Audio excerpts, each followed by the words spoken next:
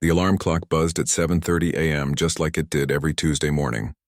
20-year-old David rolled out of bed in his small dorm room, rubbing his eyes as sunlight streamed through the thin curtains. He had that familiar feeling in his stomach, not quite nervousness, but something close to it. Today was Professor Johnson's Contemporary Social Issues class, and David never knew what to expect. David had been at Riverside University for 3 years now, working toward his sociology degree. He came from a working-class family in Detroit, where his mother worked double shifts as a nurse and his father drove trucks cross-country. Getting into this university hadn't been easy. His high school guidance counselor had suggested community college first, saying it might be more realistic for someone like him. But David had other plans. He studied harder than most of his classmates, worked part-time at the campus library, and maintained a 3.8 GPA. Walking across campus that morning, David noticed how different he felt from the other students. Most of them came from families who could afford the full tuition without scholarships. They drove nice cars and wore clothes that cost more than David's monthly food budget. But he had learned to navigate this world, keeping his head down and focusing on his studies. Professor Johnson's classroom was in the old brick building at the center of campus. David always arrived 10 minutes early, choosing a seat in the middle of the room, not too eager in the front, not hiding in the back. He pulled out his notebook and pen, the same ones he'd been using all semester, because buying new supplies meant less money for groceries. As students filed into the classroom, David observed the usual dynamics. There was Kevin, the football player who rarely spoke but somehow always passed. There was Lisa, the pre-med student who took detailed notes on everything. And there was Ashley, who came from old money and never hesitated to share her opinions no matter how uninformed they might be. David was one of only 4 black students in the class of 35. The others were Carlos, who studied business, and twin sisters Maya and Zoe from California. They sometimes nodded at each other in acknowledgement, but David mostly kept to himself. He had learned that speaking up in class could sometimes draw unwanted attention. Professor Johnson entered the room at exactly 9 a.m., carrying his usual stack of papers and coffee mug. He was in his mid-50s with graying hair and wire-rimmed glasses. He had tenure, which meant job security, and sometimes David wondered if that security made him too comfortable saying whatever came to mind. "Good morning, class," Professor Johnson announced, setting his materials on the desk. "Today we're diving into something that makes people uncomfortable: cultural stereotypes in modern society." David felt that familiar knot form in his stomach. Whenever professors announced they were going to discuss race or culture, he braced himself. These conversations could go in many directions, and not all of them were good. "Now, I want everyone to understand," the professor continued, walking to the whiteboard, "that we're going to examine this topic from a purely academic perspective. We need to look at statistics and social patterns objectively, even if the data makes us uncomfortable." The word objectively always made David nervous. In his experience, people often use that word right before saying something deeply subjective and biased. Professor Johnson began writing on the board. "Let's start with some basic demographic information about different communities in America." He drew several columns and started filling them with numbers: graduation rates, income levels, crime statistics. David watched as the professor's chalk moved across the board. He recognized the pattern immediately. These were the same cherry-picked statistics that people often use to make broad generalizations about entire groups of people. "Now, what do we observe when we look at these numbers?" Professor Johnson asked, turning to face the class. His eyes seemed to scan the room, lingering on certain students longer than others. A few hands went up. Ashley was first, as usual. "Well, it's clear that some communities value education more than others," she said confidently. "The numbers speak for themselves." David's pen stopped moving across his notebook. He felt heat rising in his chest, but he kept his expression neutral. He had heard comments like this before, but coming from a professor in a university classroom, it felt different, more dangerous. "Interesting observation, Ashley." Professor Johnson nodded. "What factors might contribute to these patterns?" Kevin, the football player, raised his hand hesitantly. "Maybe it's about family structure? Like some families are more stable than others?" The professor smiled and added more notes to the board. "Good point. Family structure certainly plays a role in educational outcomes." David looked around the room. Most of his classmates were nodding along, accepting these explanations without question. He thought about his own family, his mother working nights to pay for his education, his father driving 18-hour shifts to support them. Were they less stable because they worked multiple jobs to make ends meet? Let's dig deeper, Professor Johnson continued. Why might certain communities struggle more with family stability and educational achievement? The conversation was heading in a direction that made David's skin crawl. He could see where this was going, toward the kind of stereotypes that people used to explain away systemic problems with simple, blame-the-victim narratives. Lisa raised her hand. Could it be cultural differences in how education is valued? Exactly. Professor Johnson's voice carried a tone of satisfaction. Different cultures have different priorities and values. This isn't a judgment. It's simply an observation based on measurable outcomes. David felt his jaw clench. The professor was using academic language to dress up old prejudices. The worst part was how reasonable he made it sound to students who had never experienced life outside their comfortable bubbles. Of course, we also need to consider personal responsibility, the professor added, writing more notes on the board. While systemic factors exist, individual choices ultimately determine outcomes. That phrase, personal responsibility, always came up in these discussions. David had heard it countless times, usually from people who had never had to choose between buying textbooks and eating lunch, who had never worked 30 hours a week while carrying a full course load. The clock on the wall showed 9:35 a.m. There were still 40 minutes left in class, and David could feel the conversation spiraling toward more uncomfortable territory. He looked down at his notebook where he had been unconsciously drawing circles and lines, anything to keep his hands busy and his mouth shut. But staying quiet was becoming harder with each passing minute. Every time the professor nodded approvingly at a student's stereotypical comment, David felt a piece of his dignity slip away. He thought about his high school teachers who had believed in him, who had pushed him to apply to universities despite the odds. He thought about his parents who had sacrificed so much for his education. Professor Johnson was still talking, his voice carrying the authority of someone who believed his position, gave weight to his opinions. We can see patterns across different demographic groups that suggest certain cultural tendencies. David's pen had stopped moving entirely. His notebook sat open, but he wasn't taking notes anymore. He was thinking about something his grandfather had once told him. Sometimes staying quiet is survival, son. But sometimes speaking up is the only way to survive with your soul intact. The classroom felt smaller suddenly, the air thicker. David could hear his heartbeat in his ears as he realized that this moment, this exact moment, was going to define something important about who he was and who he wanted to become. The minutes crawled by like hours as Professor Johnson continued his lecture. David sat frozen in his chair, watching as his classmates nodded along to increasingly problematic statements. The professor had moved beyond statistics now, and was making broad generalizations that would have been shocking coming from anyone else, but somehow sounded academic when delivered in his measured, professorial tone. We must acknowledge that some communities have cultural attitudes that don't prioritize long-term planning, Professor Johnson said, tapping his chalk against the board. This manifests in everything from financial decisions to educational investment. David's hands gripped the edge of his desk. He thought about his mother, who had worked 2 jobs for 15 years to save money for his college fund. She had planned for his future before he was even old enough to understand what college meant. But according to Professor Johnson's logic, people like his mother simply didn't value long-term planning. Carlos, one of the other minority students in the class, shifted uncomfortably in his seat. David caught his eye for a brief moment, and he saw his own frustration reflected there.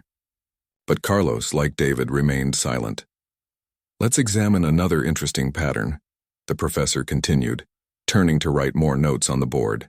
Single-parent households are significantly more prevalent in certain communities.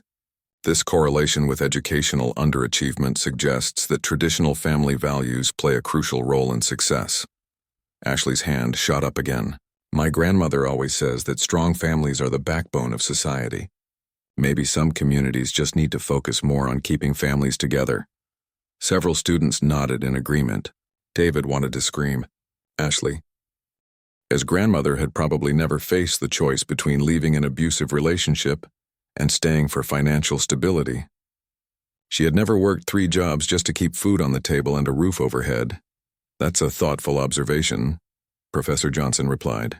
Traditional 2-parent households do show statistical advantages in terms of children's outcomes. David's mind flashed to his friend Marcus from high school, whose single mother had raised 4 kids while putting herself through nursing school at night. Marcus was now a medical resident at Johns Hopkins. But according to this classroom discussion, his success was somehow despite his family structure, not because of his mother's incredible strength and sacrifice. The professor walked closer to where David was sitting. Of course, we must also consider work ethic differences across cultural groups. Some communities have stronger traditions of delayed gratification and persistent effort. The implicit message was clear, and David felt his face grow hot. The professor was suggesting that people who struggled economically simply didn't work as hard as those who succeeded. David thought about his father, who drove trucks for 12 hours a day and then came home to help David with homework until midnight. He thought about his mother, who stood on her feet for entire shifts at the hospital and still found energy to cook dinner and ask about his day. Kevin raised his hand. But Professor, what about all the programs that are supposed to help? Like affirmative action and welfare? Maybe having too much help actually makes people depend on it instead of working harder. David's vision blurred for a moment. Kevin, whose father owned 3 car dealerships and whose tuition was paid in full each semester, was questioning whether poor people received too much help. Kevin, who had never applied for financial aid or worked a job while in school, was suggesting that assistance programs made people lazy. An excellent point. Professor Johnson nodded enthusiastically. Dependency theory suggests that well-intentioned social programs can sometimes create perverse incentives. The room was spinning now. David looked around at his classmates. Students who drove BMWs and wore designer clothes, who spent spring breaks in Europe and summers at family lake houses. They were all nodding along as the professor explained why poor people were poor, as if poverty was a character flaw rather than a systemic issue. Lisa joined the discussion. I read an article that said some cultures just don't emphasize education the same way. Like maybe academic achievement isn't seen as important in certain communities. David thought about his elementary school in Detroit, where teachers used outdated textbooks and worked with class sizes of 35 students. He remembered how his mother had fought to get him into the one decent high school in their district, taking time off work to attend meetings and advocate for his placement. But sure, his community didn't value education. Cultural attitudes toward learning vary significantly, Professor Johnson agreed. Some groups have historical traditions that emphasize scholarship, while others prioritize different skills and values. The coded language was becoming more obvious with each comment. David understood exactly what the professor meant by some groups and others. He was describing Asian and Jewish communities as naturally scholarly while suggesting that Black and Latino communities inherently valued other things more than education. Maya, one of the twin sisters, finally spoke up. But what about historical factors? Didn't slavery and segregation create barriers that still affect communities today? David felt a flicker of hope. Finally, someone was bringing up the context that Professor Johnson had carefully avoided. The professor paused, considering his response. Historical factors certainly played a role in creating initial disparities. However, we must ask ourselves why some communities have overcome historical challenges, while others continue to struggle decades later. The hope David had felt disappeared instantly. Professor Johnson had acknowledged history only to dismiss its ongoing impact. According to his logic, any community that hadn't fully recovered from centuries of oppression simply wasn't trying hard enough. Look at immigrant communities, Ashley added, sensing the professor's approval of this line of thinking. Many of them came here with nothing and built successful lives within a generation. It shows that in America, hard work really does pay off. David's hands were shaking now. Ashley was comparing voluntary immigration to forced slavery, as if they were remotely similar experiences. She was comparing people who chose to come to America with resources and education to people who were kidnapped, enslaved, and then systematically excluded from opportunities for centuries afterward. The classroom felt like it was closing in around him. 34 other students were participating in a discussion that dehumanized everything his family had worked for, everything he had experienced. They were reducing complex social issues to simple moral failures, and they were doing it with the authority of academic discourse behind them. Professor Johnson checked his watch. We have about 20 minutes left. I want to hear some perspectives from our more diverse students. After all, personal experience can provide valuable insights into these cultural patterns. David's heart stopped. The professor was looking directly at him now, along with several other students. They wanted him to be their token voice, to either confirm their stereotypes or provide some sanitized version of his experience that wouldn't make anyone uncomfortable. The silence stretched on. Carlos was staring at his desk. Maya and Zoe looked like they wanted to disappear. David realized that he was the only one the professor was still looking at, waiting for a response. David, Professor Johnson said directly, you've been quiet today. What are your thoughts on these cultural factors we've been discussing? Every eye in the classroom turned toward him. David felt exposed, like he was sitting under a spotlight while everyone else remained safely in the shadows. His mouth felt dry, and his heart was pounding so hard he was sure everyone could hear it. This was the moment he had been dreading since the class began. He could give the professor what he wanted, some story that confirmed the stereotypes or a meek agreement with the discussion. He could play the role of the grateful minority student who had overcome his cultural disadvantages through individual effort, or he could tell the truth. David looked around the room one more time, seeing the expectant faces of his classmates, the satisfied expression of his professor, the uncomfortable postures of the few other students of color. He thought about his parents working their second jobs right now to pay for this education. He thought about his grandfather's words about survival. And then he realized that sometimes, just sometimes, the most dangerous thing you can do is stay safe. David took a deep breath and slowly stood up. The scraping of his chair against the floor seemed impossibly loud in the suddenly quiet classroom. Every pair of eyes followed him as he walked toward the front of the room, his heart hammering against his ribs. Professor Johnson, David said, his voice steadier than he felt. May I use the whiteboard for a moment? The professor looked surprised but nodded. Of course. Please go ahead. David picked up a piece of chalk and stood facing the board for a moment, gathering his thoughts. Behind him, he could feel the weight of 34 stares, the collective held breath of students who had no idea what was about to happen. He began to write, his handwriting clear and deliberate. At the top of the board, he wrote, "The real story behind the statistics." You know, David began, turning to face the class while still holding the chalk. I've been listening to this discussion for the past 40 minutes, and I keep hearing the same word over and over again, culture, like it explains everything. He turned back to the board and drew a simple timeline.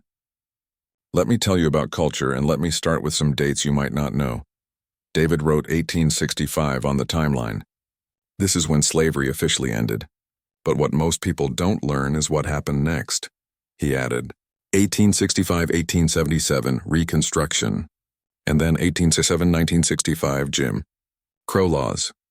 So we're talking about legal segregation that lasted until 1965. That's not ancient history, that's my grandfather's lifetime. My grandfather couldn't attend the same schools as white children, couldn't live in the same neighborhoods, couldn't apply for the same jobs. The classroom was completely silent now. David could see Ashley shifting uncomfortably in her seat. But let's talk about culture, David continued, writing more dates on the timeline. 1934 Federal Housing Administration created. This agency helped millions of Americans buy homes through government-backed loans. Except there was a catch. They literally had maps marking black neighborhoods as hazardous for investment. It was called redlining. He drew a simple diagram showing how neighborhoods were divided. So while some families were able to build generational wealth through home ownership, with government help, by the way, others were systematically excluded. That's not culture. That's policy. Kevin raised his hand tentatively. But that was a long time ago. David nodded. You're right, Kevin. Let's talk about more recent history. He wrote 1944 GI Bill on the timeline. After World War II, the government created an amazing program to help veterans go to college and buy homes. It lifted millions of families into the middle class. Except most black veterans were excluded from the benefits through local administration and discriminatory practices. David could see Professor Johnson's face changing. the confident expression from earlier replaced by something more uncertain. My grandfather was a World War II veteran. David continued. He fought for this country in Europe. When he came home, he wanted to use the GI Bill to go to college. But the local administrators in his town told him the black college was full, and he couldn't attend the white one. So instead of getting an education, he worked construction for 40 years. The room was so quiet David could hear the clock ticking on the wall. Now let's talk about education, he said, creating a new section on the board. Someone mentioned that some communities don't value education. Let me share some facts about my community in Detroit. David began writing statistics, but these were different from the ones Professor Johnson had used. In 1950, Detroit had some of the best public schools in the country. Then something interesting happened. When schools were ordered to integrate, white families left the city in massive numbers. Between 1950 and 1980, Detroit lost half its white population. He drew arrows showing population movement. Those families took their tax dollars to suburban school districts. Meanwhile, Detroit's tax base collapsed and the schools lost funding. That's not cultural attitudes toward education. That's economics and demographics. Lisa was taking notes now, writing furiously. But here's what's really interesting about culture, David said, warming to his topic. My neighborhood had something called Saturday schools. Every Saturday, parents would organize extra classes for their kids at the local church. Volunteers taught math, reading, and science. My mother spent her only day off teaching other people's children because she knew the regular schools weren't good enough. David paused, looking directly at Ashley. So when you say some communities don't value education, I think about my mother teaching math to 15 kids every Saturday morning for free, using supplies she bought with her own money. He turned to a fresh section of the board. Let's talk about family structure, since that came up too. David wrote Mass Incarceration 1980-2010 and began adding numbers. In 1980, about 220,000 black men were in prison. By 2010, it was over 900,000. Now, what do you think happens to family structure when that many fathers and sons are removed from communities? The silence in the room felt different now, heavier, more thoughtful. My cousin Tony got arrested when he was 19 for having a small amount of marijuana. Same amount that gets white college students a slap on the wrist got him 3 years in prison. His daughter grew up without a father, not because he didn't want to be there, but because the system took him away. David could see some students looking uncomfortable, but he kept going. And let's talk about work ethic, since that came up too. He drew a simple chart showing employment rates. Black unemployment has been roughly twice the white unemployment rate for the past 50 years. Not because black people don't want to work, but because of hiring discrimination that still exists today. He looked at Kevin. You mentioned welfare and dependency. Here's something interesting. Most people on welfare are actually working. They're working full-time jobs that don't pay enough to live on. My mother qualified for food stamps even though she worked 50 hours a week as a certified nursing assistant. David set down the chalk and faced the class directly. So here's what I want you to understand about culture. Every family and community develops strategies for survival based on the conditions they face. When you're systematically excluded from opportunities, you adapt. When the rules are different for you, you develop different approaches. He picked up the chalk again and wrote one final phrase on the board. Systems create. Outcomes are the culture you're talking about, the patterns you see in statistics. They're not random. They're responses to specific historical and ongoing conditions. If you want to understand why communities look different, don't start with culture. Start with policy. Start with opportunity. Start with justice. David turned back to face his classmates, many of whom were seeing him clearly for the first time. I don't need anyone's pity or lowered expectations, he said firmly. But I do need you to understand that when you explain away inequality with vague references to culture and values, you're ignoring the real story. And that ignorance hurts real people.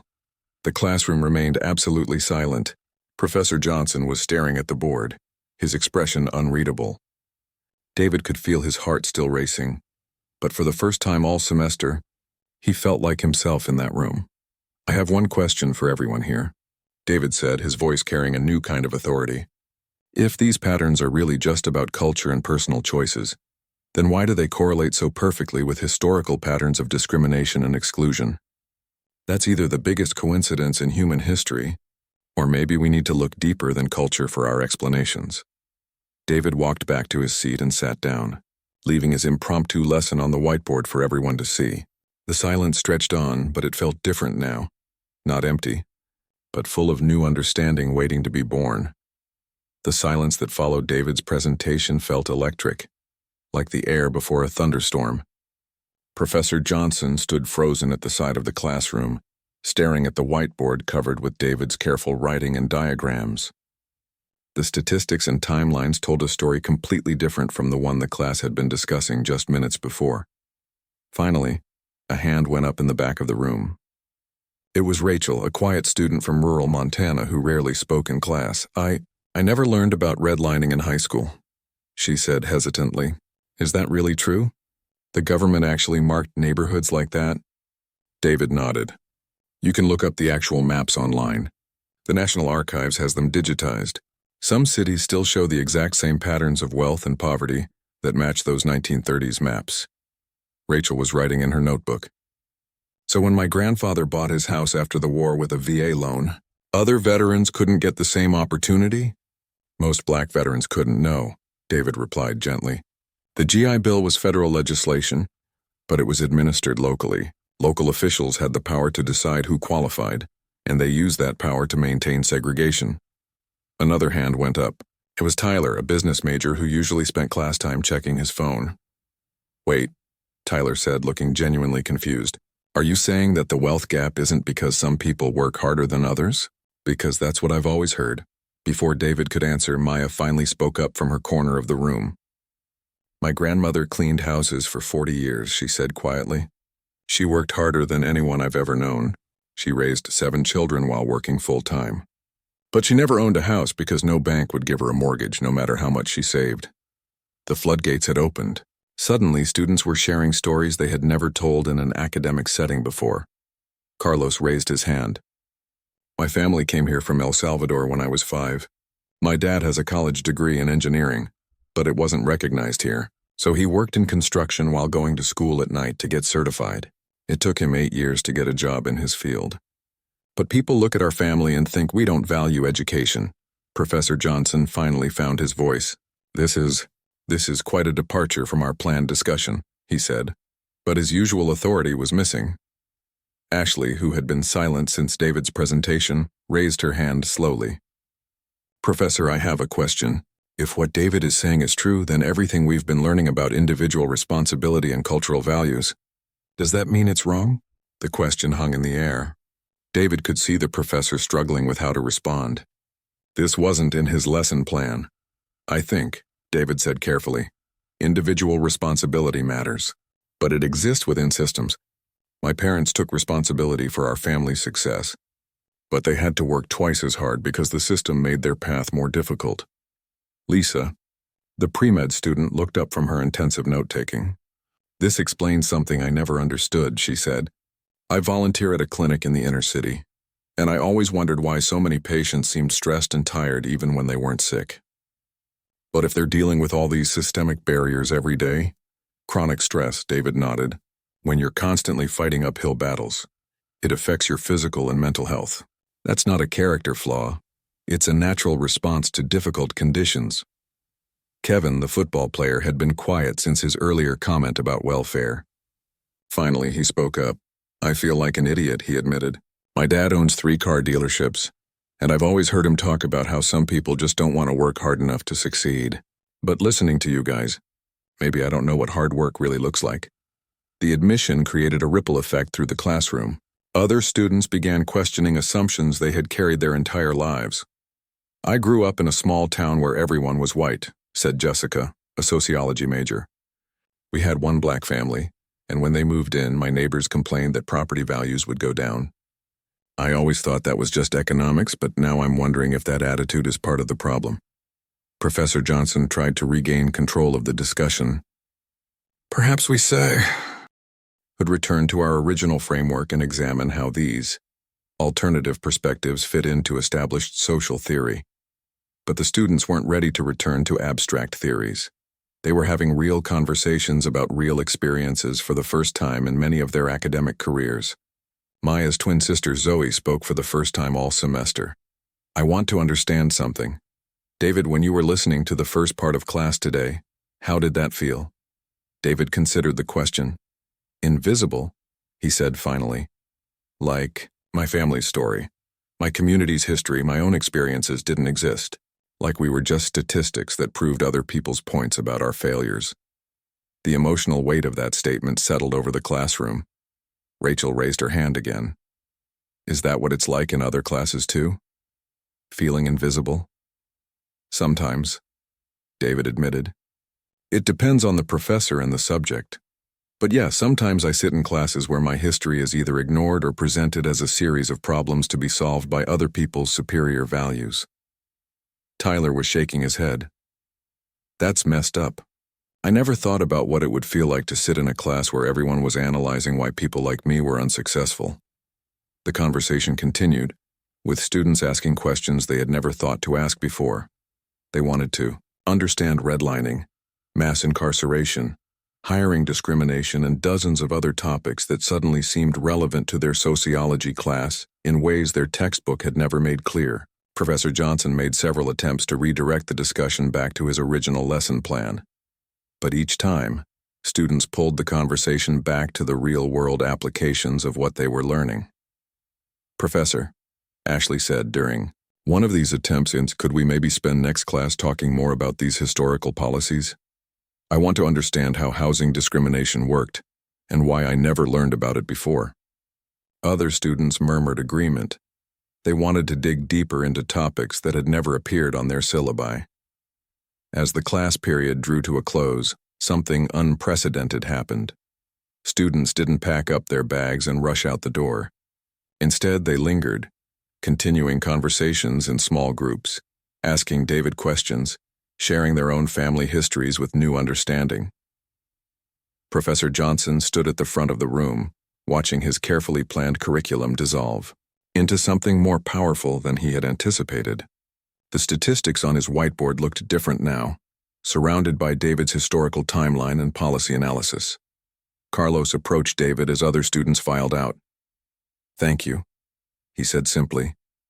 I've never felt like I could tell the truth about my family's experience in an academic setting before.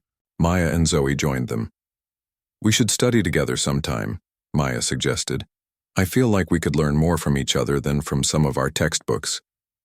As David gathered his things, he realized something had shifted fundamentally in that classroom. It wasn't just that he had found his voice. It was that his classmates had discovered they had been missing half the story their entire educational lives. Professor Johnson approached him as the last students left the room. David, he said quietly, I need to think about what happened here today. David looked at his professor, seeing uncertainty where confidence had been just an hour before. That's all any of us can do, Professor, David replied. Keep thinking, keep learning, keep questioning what we think we know. As David walked out of the classroom, he could hear students in the hallway still discussing redlining, still sharing stories, still asking questions that had never occurred to them before. The conversation was just beginning. 3 weeks had passed since that Tuesday morning in Professor Johnson's classroom, and David could feel the changes rippling through his entire university experience. What had started as one difficult moment had grown into something none of them had expected. It began with Rachel, the quiet student from Montana. 2 days after the class, she had sent David an email with links to articles about redlining and housing discrimination. I spent all night reading about this, she wrote. I can't believe this was never mentioned in any of my history classes. Would you be willing to meet for coffee and help me understand more? That coffee meeting had turned into a weekly study group. Rachel invited Tyler, who brought Jessica. Maya and Zoe joined, along with Carlos. Even Kevin started showing up, asking thoughtful questions and sharing stories about his own family that he was seeing in a new light. You know what's weird? Tyler said during their third meeting. I called my dad and asked him about how he got his first business loan back in 1985. Turns out his dad's golf buddy was the bank president. I always thought Dad succeeded because he worked harder than everyone else, but maybe he also had advantages I never recognized. The study group had attracted attention from other students. Word spread about the passionate discussions happening in the library's quiet corner every Thursday evening. Soon, students from other classes were asking if they could join. Professor Johnson had approached David after class the previous week.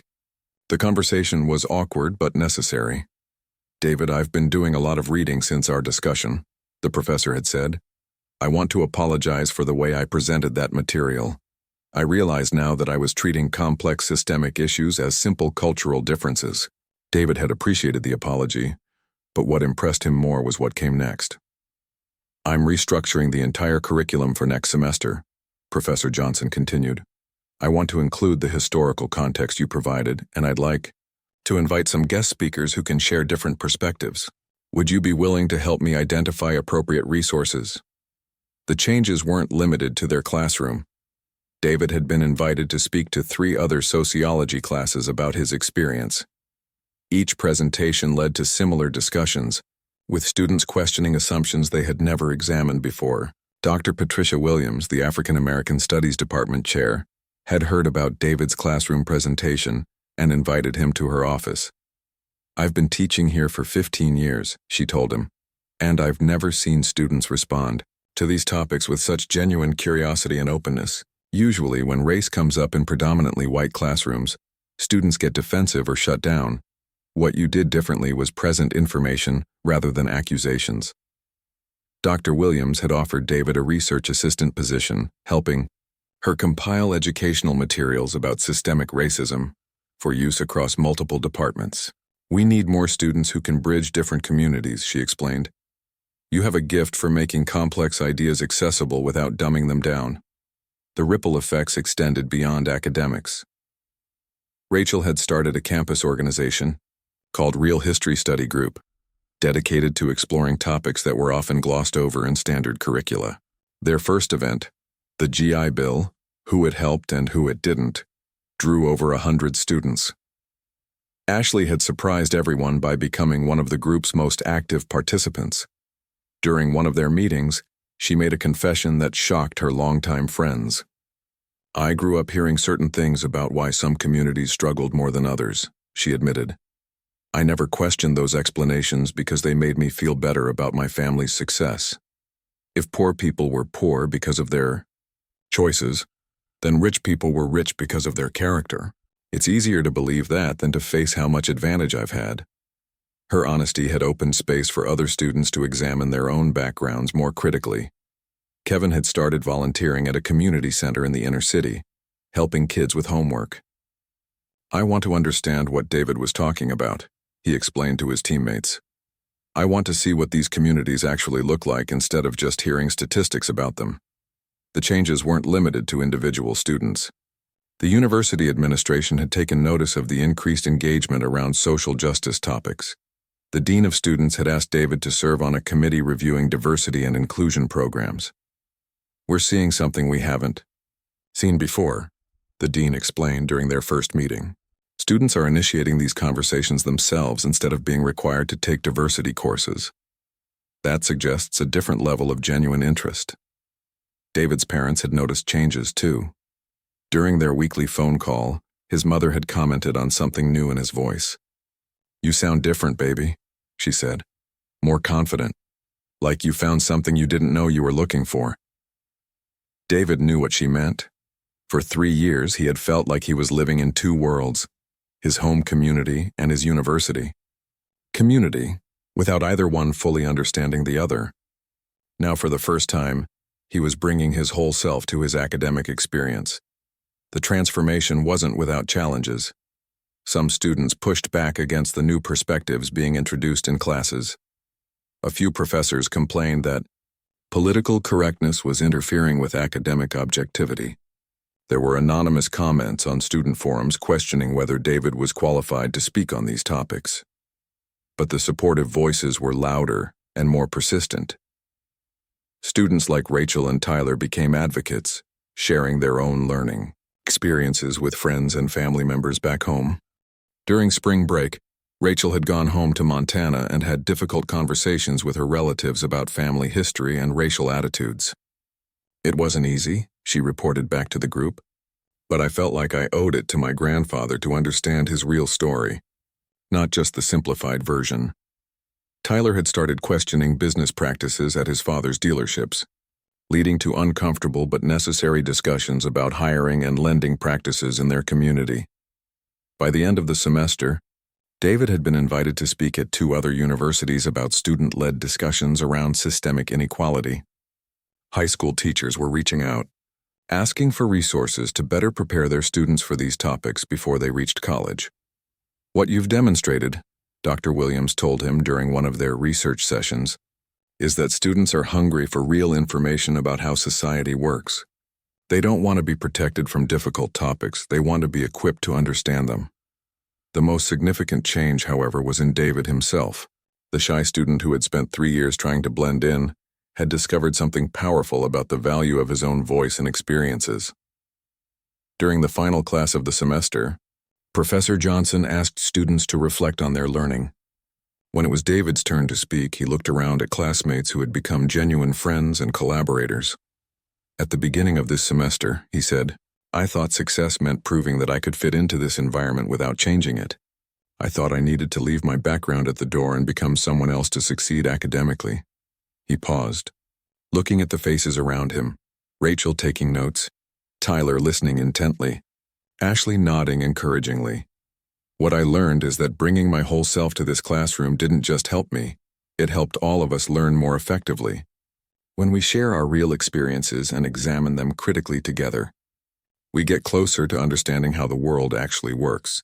Professor Johnson, who had been transformed by the semester as much as any of his students, made his own reflection. "This has been the most educational semester of my career," he admitted. "I've learned that my job isn't to present information objectively, it's to create space for students to examine information from multiple perspectives and draw their own informed conclusions." As students filed out of the classroom for the last time that semester, David felt a sense of completion that had nothing to do with grades or graduation requirements. He had found his place in the academic world not by changing who he was, but by bringing who he was into conversation with what he was learning. The quiet student who had once felt invisible had become a bridge between communities, helping classmates see connections they had never noticed and stories they had never heard. Walking across campus that final day, David thought about his grandfather's words about survival and dignity. He had learned that sometimes the most radical thing you can do is simply tell the truth with courage and compassion. The conversations that began in that Tuesday morning classroom were still continuing, spreading to other classes, other students, other communities. What had started as one moment of resistance had become an ongoing dialogue about history, opportunity, and the responsibility that comes with understanding how the world really works. David smiled, thinking about his mother's pride when she heard about his research position, his father's excitement about the speaking invitations, his grandfather's legacy of quiet dignity and persistent hope. He had found his voice, but more importantly, he had helped create space for many voices to be heard and valued in places where they had been silent too long. The real education was just beginning.